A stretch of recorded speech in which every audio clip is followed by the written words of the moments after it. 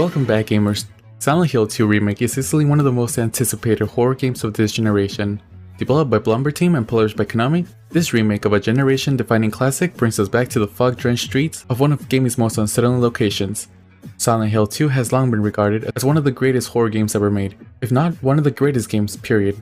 So, how does this remake stack up? Is it a faithful reimagining of the psychological horror we fell in love with back in 2001? Or does it fall victim to the pitfall of modern gaming trends?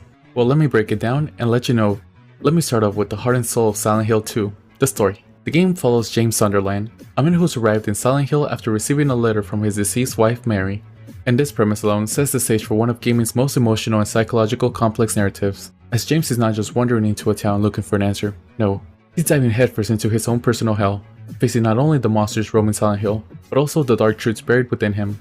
And what made the original Silent Hill 2 story so powerful was how it blurred the lines between reality and psychological horror.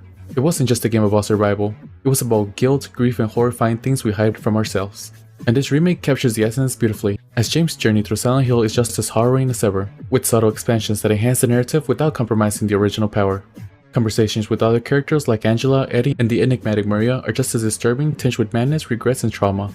Honestly, Bloober Team has succeeded in maintaining the emotional weight of James' journey, ensuring the new players will experience the same gut punch moments the veteran fans remember.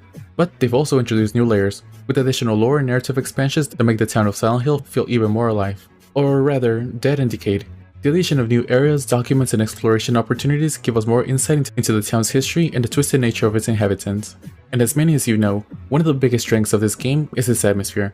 And let me tell you, Bloober Team nailed it, as from the moment you step foot into Silent Hill, the thick, oppressive fog envelops you, making the tale feel claustrophobic and unknowable.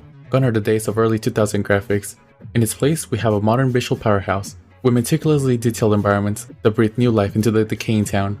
The streets are littered with debris, rusted out carts, and buildings that seem to be collapsing in on themselves. It really feels like Silent Hill has been rotting for decades, and you are just one more unfortunate soul drawn in its nightmare. The fog, of course, plays a starring role. In the original, technical limitations meant that the fog acted as cover for draw distance issues.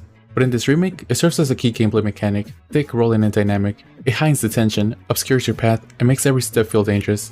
And just like in the original, you can hear creatures lurking in the distance, often accompanied by the crack of your trusty radio. And this adds a sense of dread, making every encounter feel unpredictable and terrifying.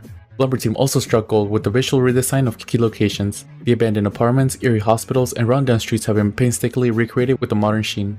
Yet, despite the technical upgrades, this game retains its eerie, dreamlike quality. The town itself feels alive, as if it's watching your every move. But of course, I can't talk about Silent Hill 2 without mentioning the legendary soundscape.